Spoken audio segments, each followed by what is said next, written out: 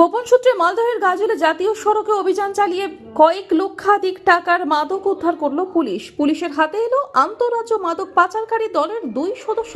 জানা যাচ্ছে উদ্ধার হওয়া মাদকগুলি মণিপুর থেকে নদিয়ার উদ্দেশ্যে যাচ্ছিল। গাজল ব্লকের মশালদিঘি এলাকায় 12 নম্বর জাতীয় সড়কে সন্দেহজনকভাবে দুজনকে ঘুরতে দেখে আটক করে পুলিশ। তাদের তল্লাশি চালিয়ে উদ্ধার হয় প্রায় 500 গ্রাম ব্রাউন সুগার, যার আনুমানিক বাজার মূল্য প্রায় 25 লক্ষ টাকা। গ্রেপ্তার করা হয়েছে দুজনকে। জানা যাচ্ছে ধৃত দুজনের নাম রতন দেবনাথ, বয়স 53 বছর, মহেশ সরকার, বয়স 31 বছর। এই দুজনের বাড়ি ত্রিপুরায়। মাদকগুলি নদিয়া হয়ে বাংলাদেশে পাচার করা হতো কিনা তা খতিয়ে দেখছে পুলিশ। আমাদের মশালদিঘি পার্কিং বড় বড় সব সাররা আসছে গাজল থানা থেকে এসে 2টা লোক ধরেছে। ধরার পরে তাদেরকে ব্যাগ বুক চেক করে দেখছে, ব্রাউন সুগার আছে গাছ, তো ওগুলো আবার বের করে মাপলো, মেপে টেপে দেখছে 250 গ্রাম করে আছে, 250 গ্রাম করে একটা প্যাকেট, একটা প্যাকেট 2টা প্যাকেট পাওয়া গেছে।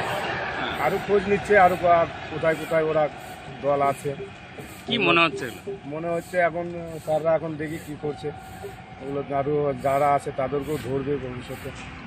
তো কি এটা পুলিশ ভালো করেছে বা পুলিশ ভালো করেছে, এটা করা একটা ব্যাপার করছে।